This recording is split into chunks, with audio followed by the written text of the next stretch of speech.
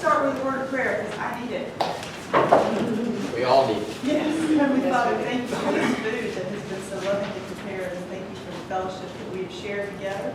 And we pray for this study, Lord, that you would use it to help us to know your word and to be able to share it with others. Help us to really grasp the big picture so that we can come in and see the smaller details with having some framework to work from. We ask your blessings upon this time in Jesus' name. Amen. All right, let's see how far we've come. Started in the beginnings. Symbol for beginnings is a circle because God created it. God created the world. That's part of the beginnings.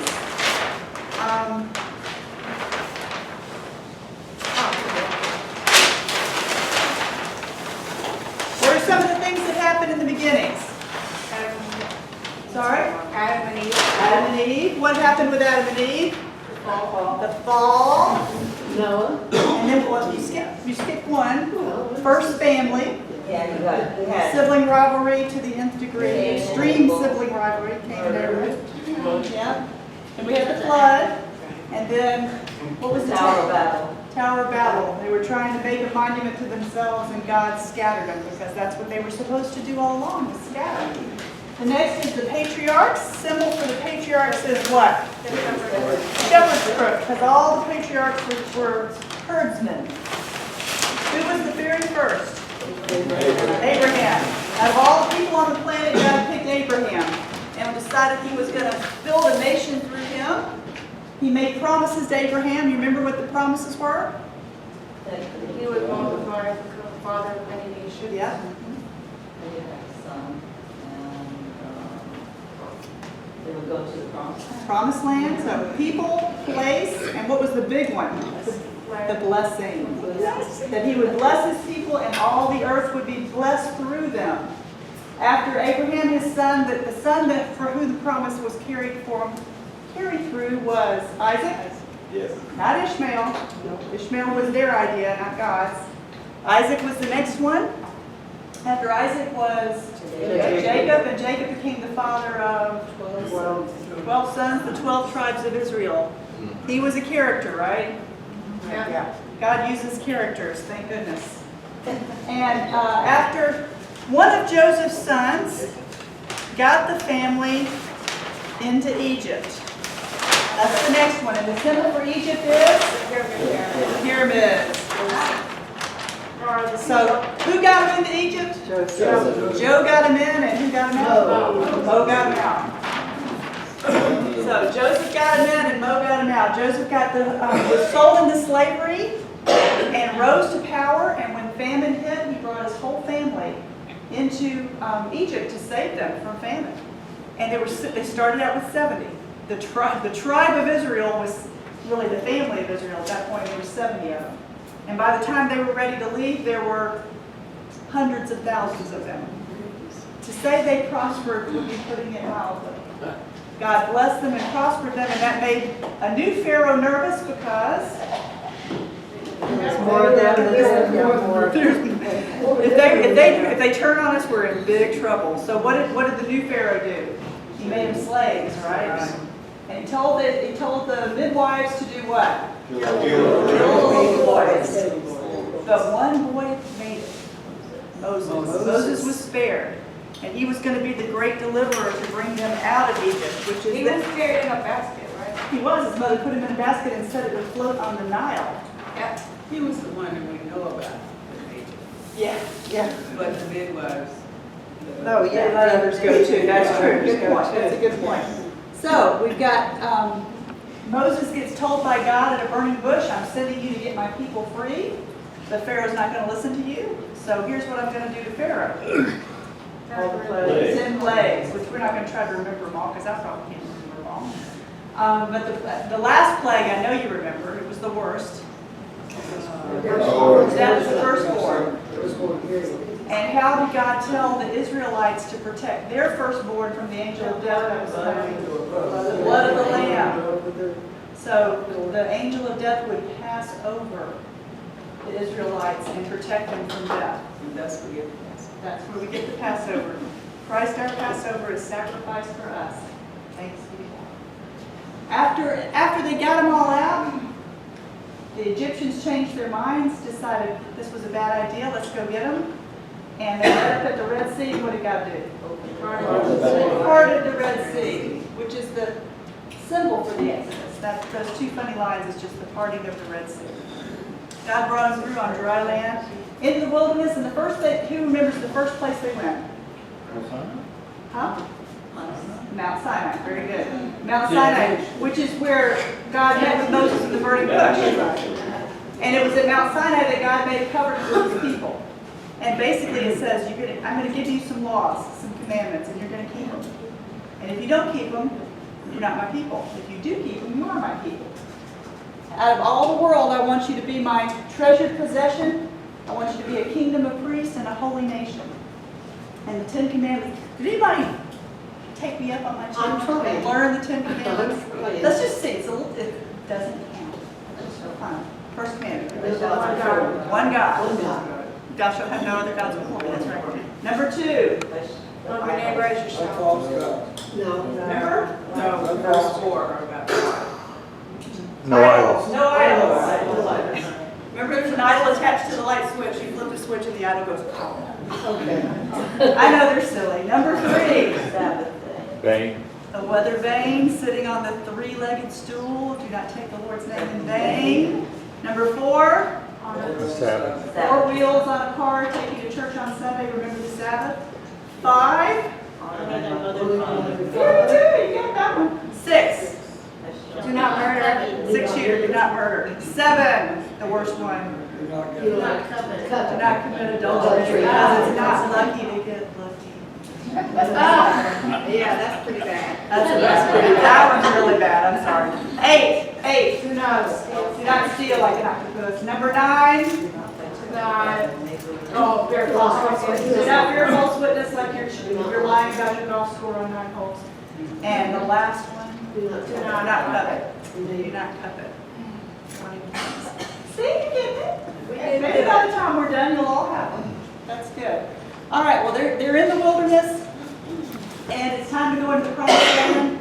They send 12 spies. 10 of them come back and say, oh, Terrible. there's Johnny in the land. And 2 come back and say, oh, it's great. God's going to give it all to us. Beautiful They listen God to put him. in. They listen to the bad voices. So God gives them how long of a timeout? 40 years in the wilderness, a timeout, to wander and get it straight and to learn how to be God's people. And they go back to the wilderness. They come up to the promised land the second time. But who's going in and who's not going in? Joshua and Caleb and the second generation. The whole first generation died away, and Moses. Moses doesn't get to go in either. So Joshua is the new leader. He's the new leader, and he brings the people into the land. First battle. What was the first battle? Jericho. Marching around the walls of Jericho. And the walls came down. There's a song about that. There is. If you went to Bible camp, you probably learned it. Yeah. And there were lots of battles, and that God gave them victory. So the goal was to drive out all the inhabitants of the promised land so God's people could live in it. And at the end of Joshua, the book of Joshua, before he dies, he allots all the land to the 12 tribes. Everybody gets a piece of the land. So that's where we are.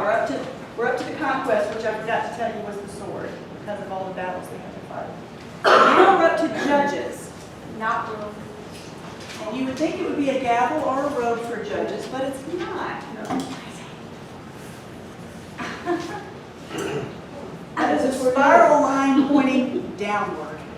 It's highly symbolic of the book of Judges. Because everybody can do their own thing. Everything kind of went to hell in a handbasket, part of my French. Judges. And you can read about it in the book of Judges. So Judges is really the negative counterpoint to the book of Joshua.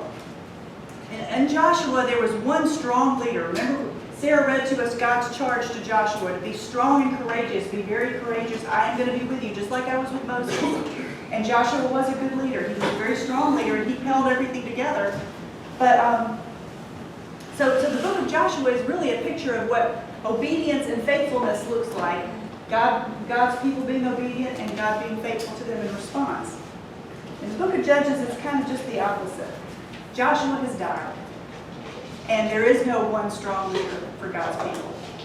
And so the people are not unified, and they actually did not successfully take all of the land that they were supposed to. A couple of people turned to the book of Judges. Genesis, Exodus, Judges, it's the 7th book, so it's fairly early. What chapter? Judges 1. Okay. They didn't take the land. We're going to find out why they didn't take the land. So tell me when you found Judges, and I've got oh, okay, Renee, read Judges 1, verse 19. After the death of Joshua, the people of Israel inquired of the Lord, who shall go up first for us against the Canaanites, to fight against them? The Lord said, Judea shall go up. Behold. Verse 19? Oh, No, let's read verse 19. Oh, verse 19. Just verse I thought you 19. said 1. Okay, 19. Okay. And the Lord was with Judea, and he took possession of the hill country, but he could not drive out the inhabitants of the plain because they had chariots of iron. Okay, so the reason they couldn't take the land is because the other guys had chariots of iron. Wait a minute. Didn't the Egyptians have chariots of iron? They didn't Yes. stop God, so that can't be the reason. Let's try again. Somebody read chapter 2, verses 1 through 3 of Judges. The angel of the Lord came to Gilgal to welcome, and said, I brought you up out of Egypt and led you into the land that I swore to give to your forefathers. I said, I will never break my covenant with you, and you shall not make a covenant with the people of this land, but you shall break down their altars. I'm sorry, how far did you say? Through 3. Okay.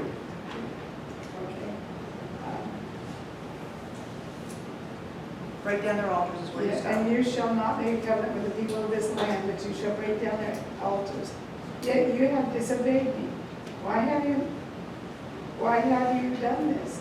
Now therefore I tell you that I will not drive them out before you. There will be thorns in your sides, and their gods will be a snare to you. Disobedience. God told them things to do and they didn't do them, mainly driving the people out. And the reason God wanted the people out is because they were idol worshipers.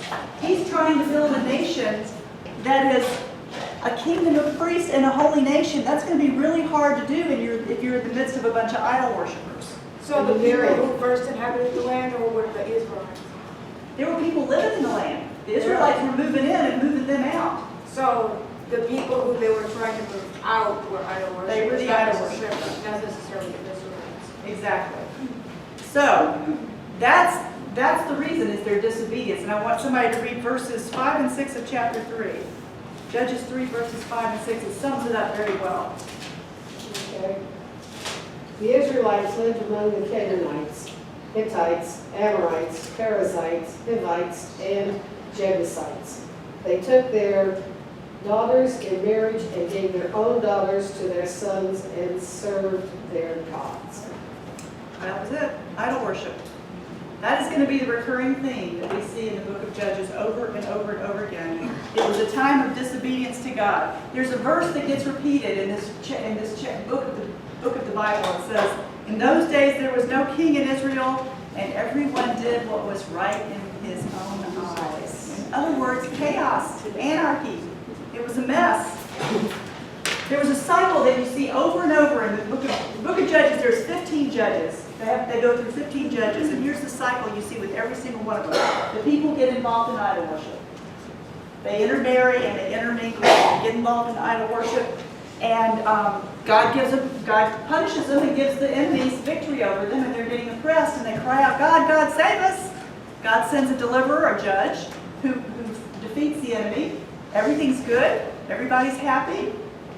They start all over again. They start intermarrying and intermingling, and they get the idol worship going, and the whole thing starts all over again, which is the reason for the downward spiral.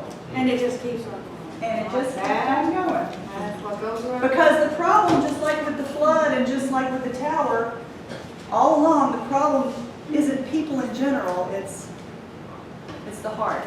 It's the sinful, broken heart that needs to be saved, which is where God's going with all of this. That's where he's headed with all this. Now, there were 15 judges. We're not going to talk about all of them. But we are going to talk about 3 of them. Did they wear robes? They did not wear robes. Oh. At least not the kind you're thinking of. Yeah. Right. No. Alan, did you get something? No. Oh, you're just waving at me. Okay. Okay. The fourth judge was a woman, Deborah. That's a big shock. This is a highly patriarchal society, and the fourth judge was a woman named Deborah. She's introduced in Judges chapter 4. It says, "Now Deborah, a prophetess, the wife of Lapidoth, was judging Israel at that time. She used to sit under the palm of Deborah between Ramah and Bethel in the hill country of Ephraim, and the people of Israel came up to her for judgment." So she would kind of hold court, and people would come because she had wisdom. Now, where did she get her wisdom? From the Holy Spirit. God's Spirit was on her and gave her that wisdom so that she could lead the people. Now, the enemy that was oppressing Israel at this point was the Canaanites.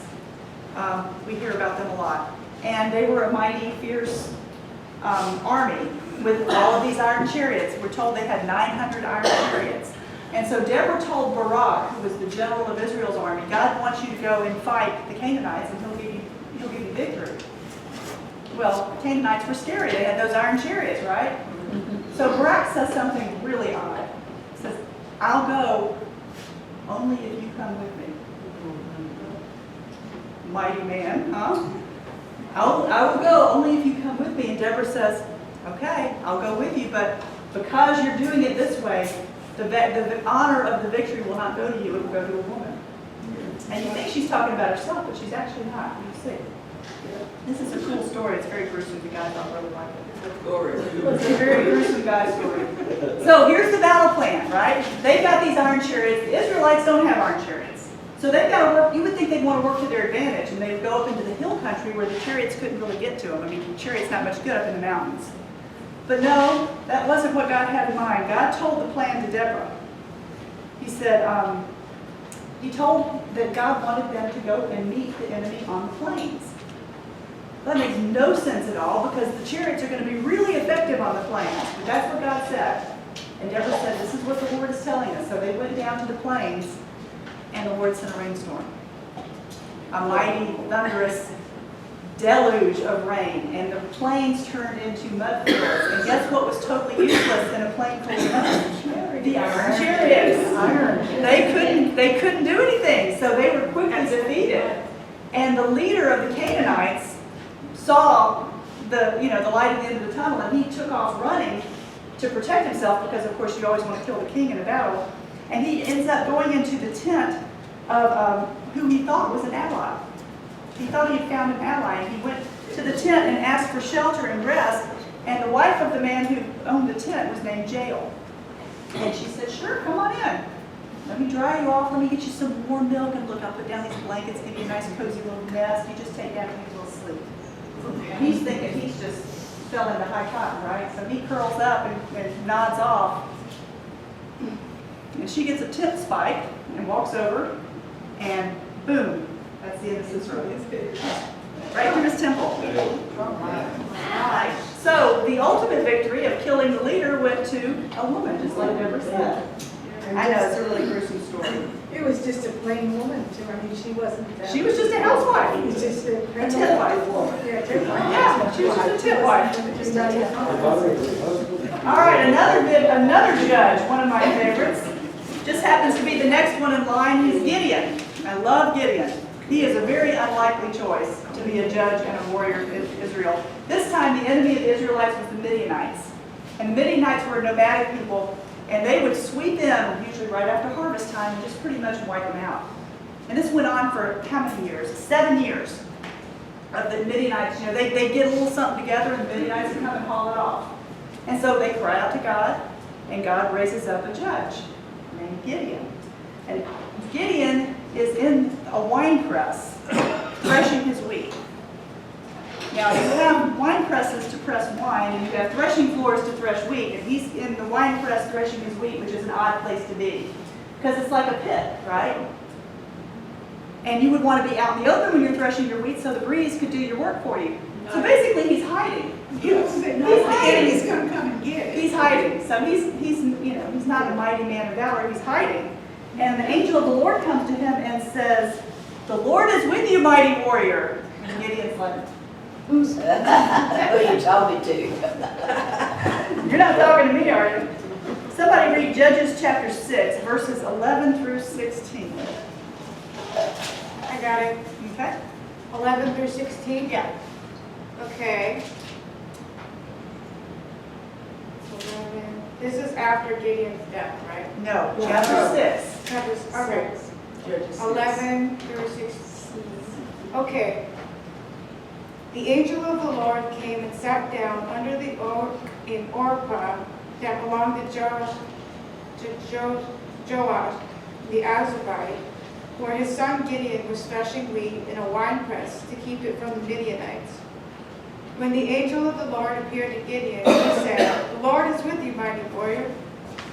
"But sir," Gideon replied, "if the Lord is with us, why has all this happened to us?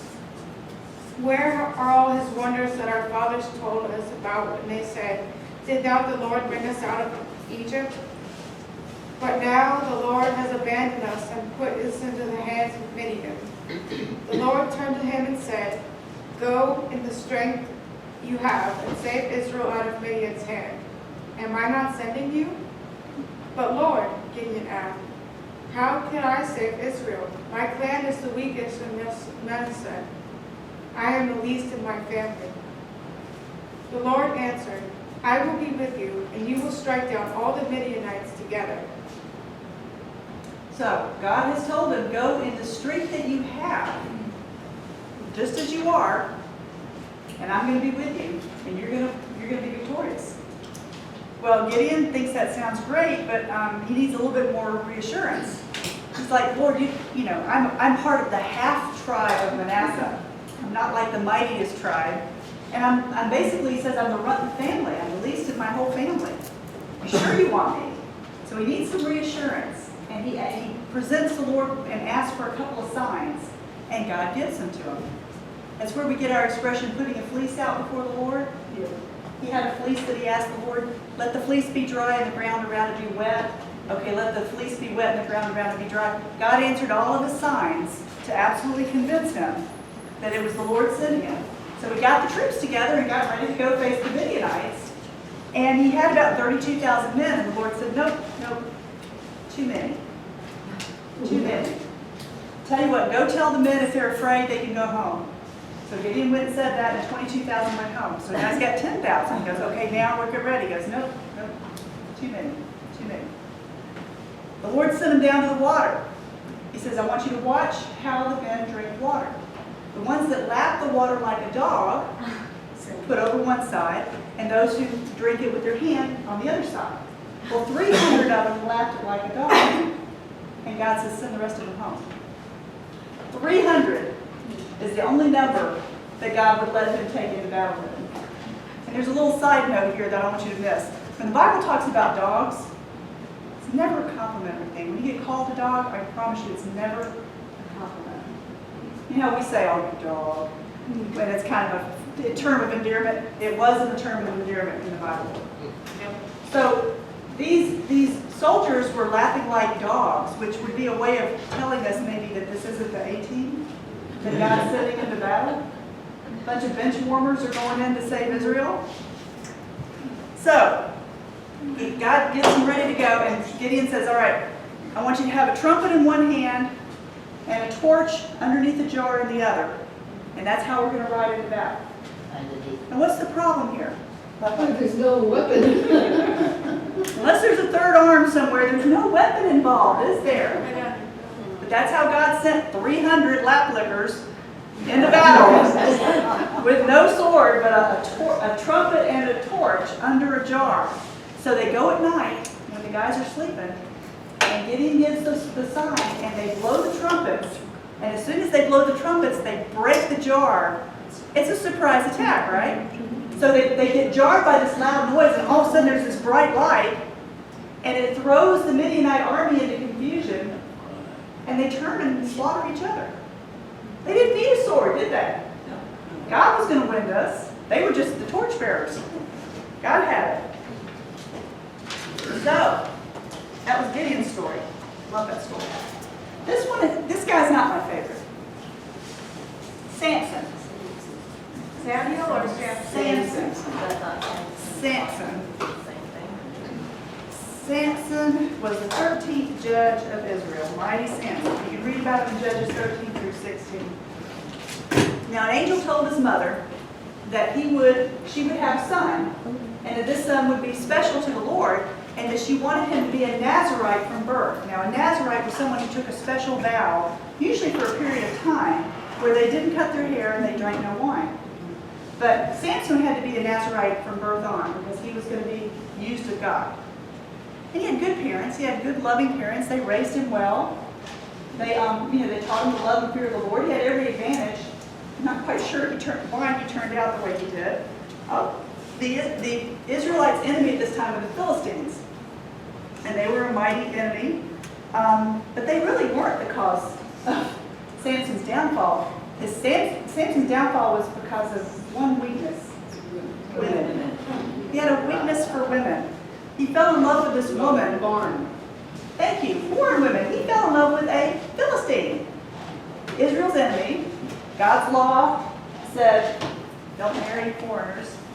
And he says, I want her as a wife, get her for me. She pleases me, I want her as a wife. And his parents did it. So he ends up with a foreign wife, but that didn't work out. It fell apart. It's a long story, you can read about it.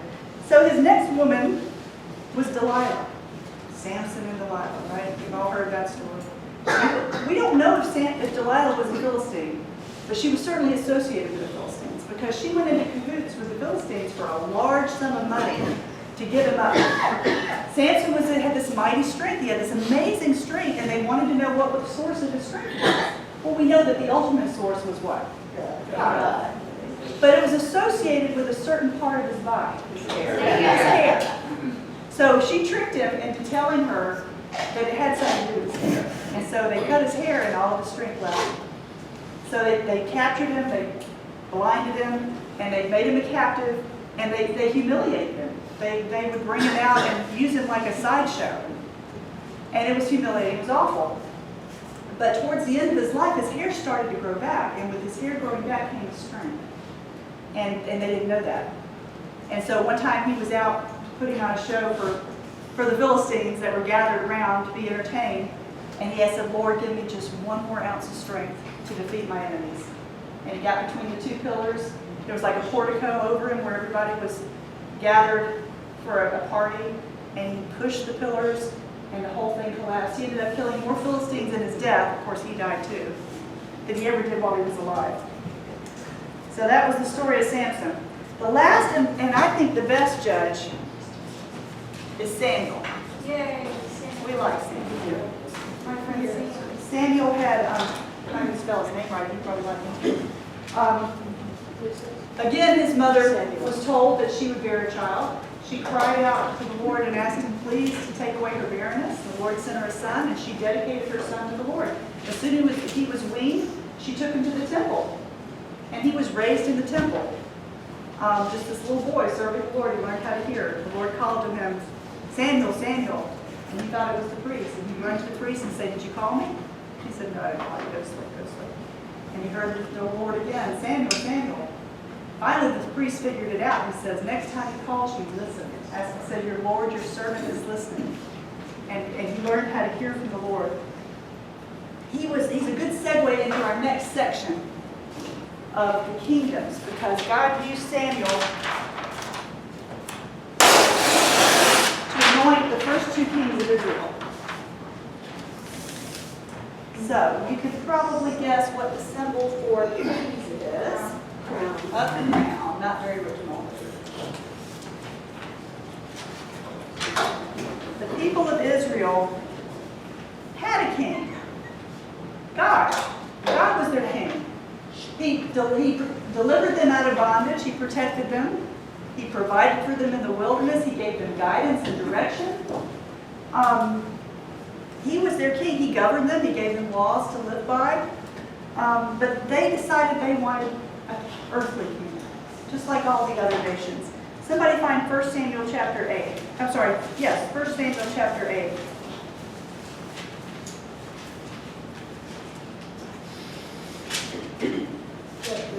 1 Samuel chapter 8, verses 1 through 9. So the men of Kiriath Jearim took up the ark of the Lord. Oh, wait a minute, I'm sorry. I have it. All right, Betty. So 1 through how many? 1 through 9. Thank you. When Samuel grew old, he appointed his sons as Israel's leaders. The name of his firstborn was Joel, and the name of his second was, how do you say that? Thank you. And they served at Beersheba. But his sons did not follow his ways. They turned aside after dishonest gain and accepted bribes and perverted justice. So all the elders of Israel gathered together and came to Samuel at Ramah. They said to him, "You are old, and your sons do not follow your ways. Now appoint a king to lead us, such as all the other nations have." But when they said, "Give us a king to lead us," this displeased Samuel, so he prayed to the Lord. And the Lord told him, "Listen to all that the people are saying to you. It is not you they have rejected, but they have rejected me as their king. They have done from the day I brought them up out of Egypt until this day, forsaking me and serving other gods. So they are doing to you. Now listen to them, but warn them solemnly, and let them know what the king who will reign over them will claim as his rights." And he did. He went on to explain, you want a king, you're going to get a king. Here's what it's going to look like. He's going to take your land. He's going to take your children into servitude. He's going to tax you. This is what it's going to be like to have a king. But they said, we want a king. We want to be just like everybody else. I guess this was in their teenage phase or something. Anyway, so God gave him a king. The first one he gave him was Saul. Now, Saul was a very tall, handsome, good-looking, strapping guy. He looked like somebody you'd expect to be a king. And he was from the tribe of Benjamin. And he reigned for 40 years. God put his spirit on Saul so that Saul could reign under his authority. But he wasn't a very good king. He might have looked good, but he didn't have a good, strong character. He was a people pleaser, and he was a fearful man. And he couldn't trust and obey God. One example is they were about to face the Philistines. The story for this is in 1 Samuel 13. They were going to face the Philistines. They were going to go into battle. And the Philistines were a mighty enemy, and his troops were nervous, and they were kind of ready. Let's just go and get ready. But Samuel said, "No, I don't want you to go into battle. Wait until I get there. Wait for me. I'll be there in 7 days."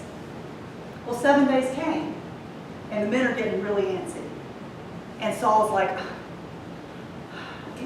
he didn't know what to do, and he panicked.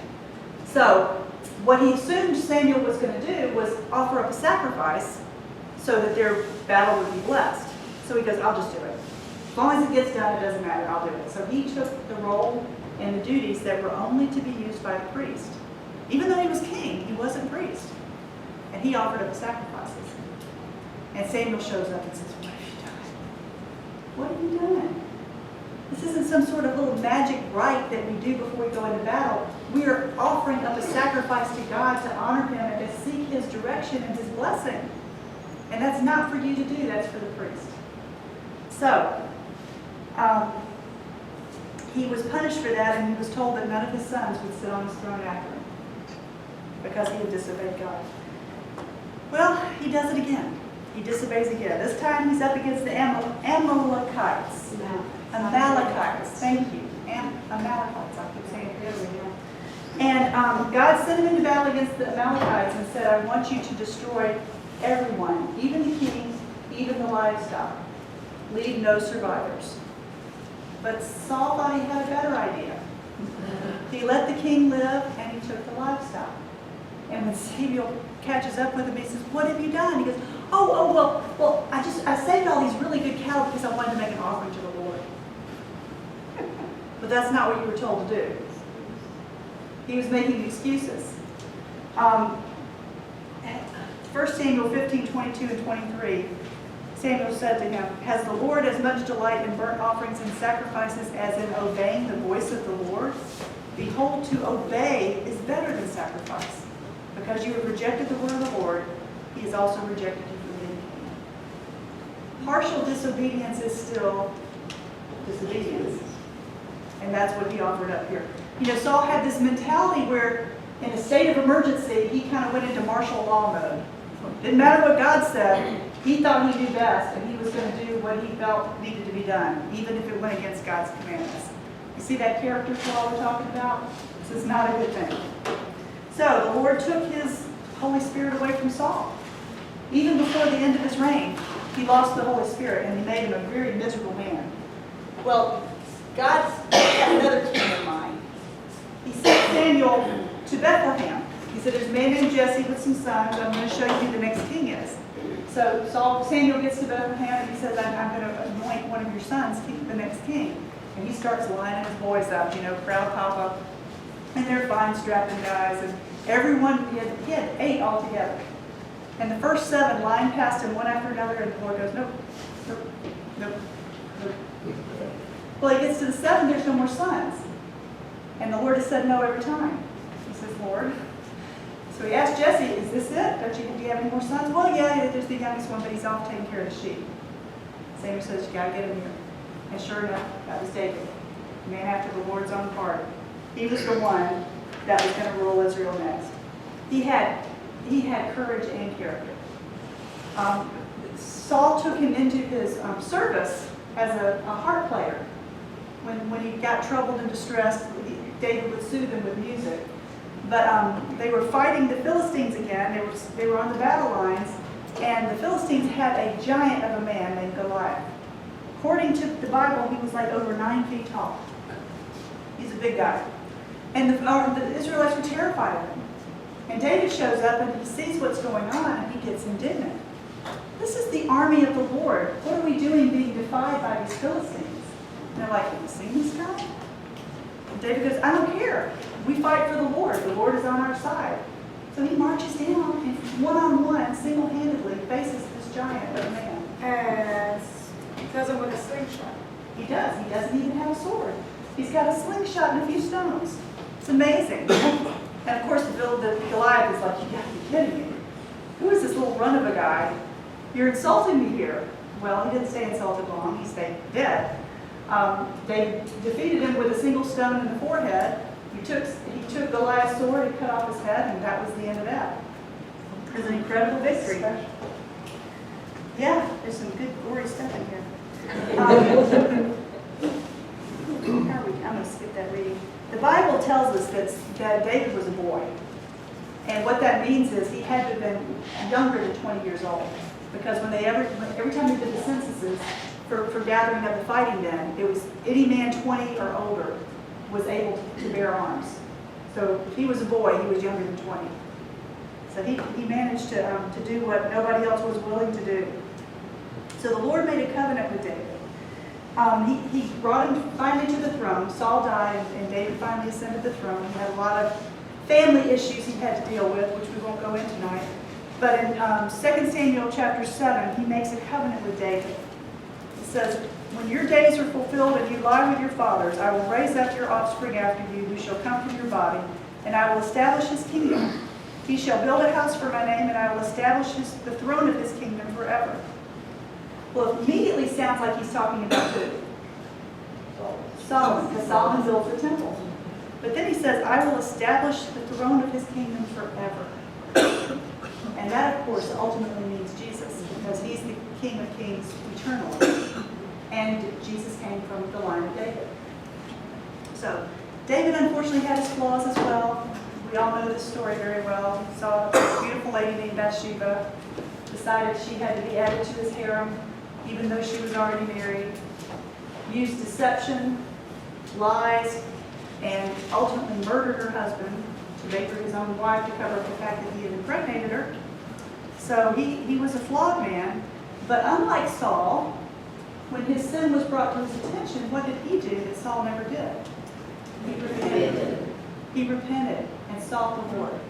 And the Lord honored that, and he said that David was a man after his own heart. The child from that union sadly died. That was the consequence of that sin. But the next child that Bathsheba and David had together survived and became the next king.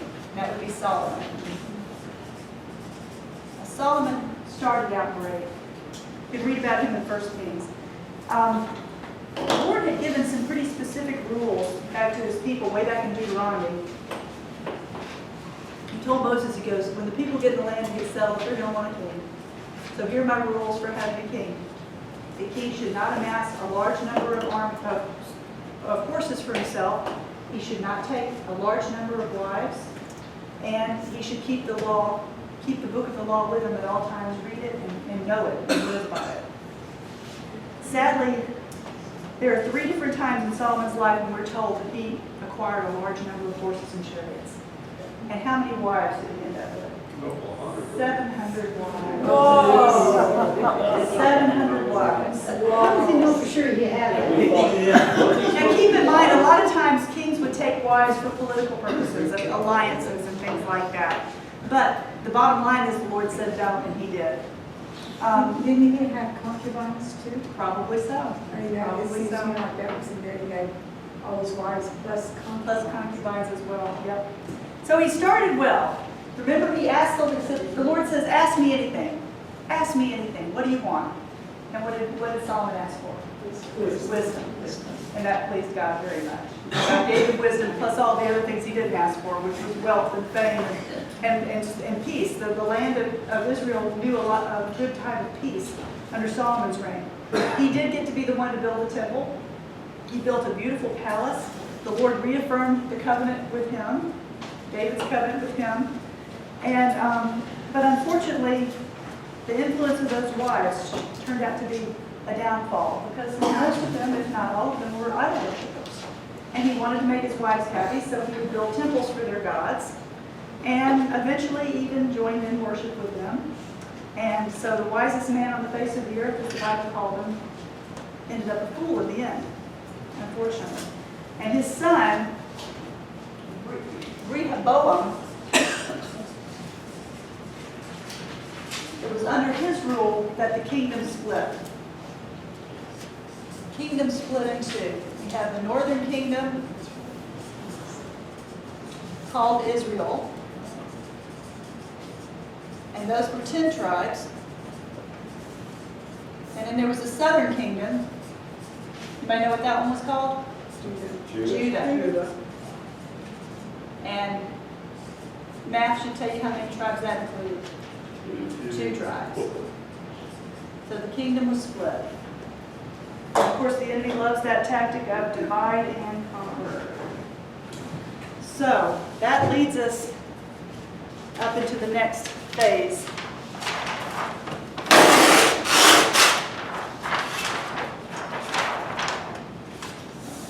Exile.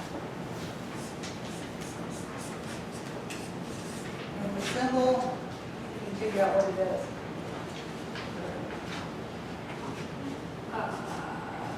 Can you tell what that is?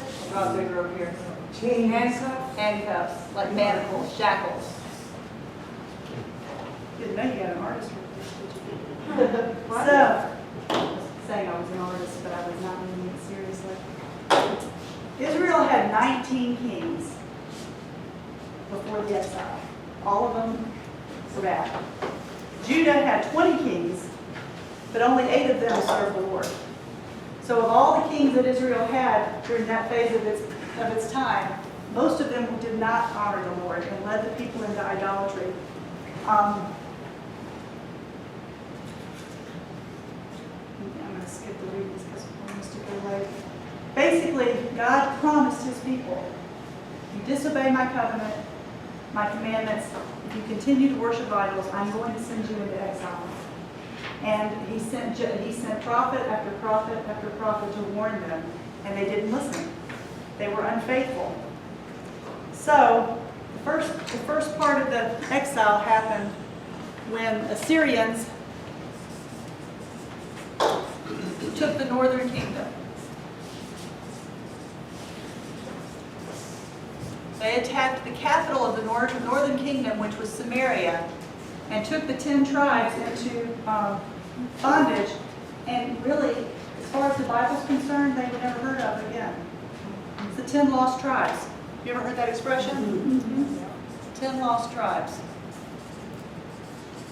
Well, the southern kingdom was not spared because Assyria fell to Babylon. Babylon became the new superpower, and they came along and attacked the southern kingdom. They took the city of Jerusalem as well. They destroyed it, actually. And they started taking people off into deporting people. And the first wave of deportation, is that the right way you say that? Deportation? Deportation, thank you. The first wave of that, Nebuchadnezzar, the Babylonian king, wanted the best and the brightest. He wanted to get all the upper crust and all the wealthy and all the strong and all the best to kind of leave nothing but the dregs of society behind. And part of that first deportation was Daniel, the story of Daniel. He and his friends, Shadrach, Meshach, and Abednego. So we kind of get a picture of the exile by looking at their lives. So they get taken off into exile into Babylon. And and Daniel and his friends are being groomed for royal service. They're being taught the language and taught the history and the customs of the people. And one of the things they want to do is their diet. They want to feed them from the king's table. But Daniel said no, because he felt like eating from the king's table would be kind of showing a little bit of allegiance to that king, and he was true to the one true king, the God of all. And so he asked, could we have vegetables and water only? And God showed favor, and they granted that. The next time there was a line that they couldn't cross, there was an edict that was said you could only pray to Nebuchadnezzar. Well, Daniel wasn't going to stop praying to God, and he certainly wasn't going to pray to Nebuchadnezzar, so he kept praying, and he ended up getting thrown into the lion's den. The lion's den. And God closed the mouths of the lions. Nebuchadnezzar made a big, giant statue, and the people were supposed to bow down and worship it. And Shadrach, Meshach, and Abednego said, no, we can't bow the knee to anyone but the Lord our God. He is the one true God. And they got thrown into the fiery furnace. And they came out, and not even their clothes smelled of smoke. They were singed at all. Incredible stories. To me, one of the most incredible parts about that story is the three Hebrew men said, we know our God can save us. But even if he doesn't, we still won't worship your idol. Total faith in God, but even if he chooses not to, because he's God, he can do whatever he wants, we're still not going to be disobedient. Incredible faith. Amazing faith. So, what Daniel and his friends represent is a faithful remnant. What? A faithful remnant. God always preserves a faithful remnant for himself. And if we look back over our stories, we can see a couple of faithful remnants. Mainly here in the beginnings. If God wanted to preserve a people for himself to kind of continue to do his work of salvation, we saw it in the story of the flood. Who was the remnant of the flood? Noah and his family. Absolutely. In the wilderness wanderings, he preserved a remnant for himself again. Out of that whole exile generation, who survived to go into the promised land? Joshua and Caleb. They were the faithful remnant. We're going to see, it's a pattern that we're going to see all throughout God's story. He always preserves a remnant for himself, through which he can bring about his purposes. The idea is to be a part of the remnant. Huh? The designated survivor. The That's right. Now, Israel would be in exile for over 175 years before they would be able to return to the land. And that's what we'll pick up next week with the return. So, see y'all next week then. Good job. Thank you.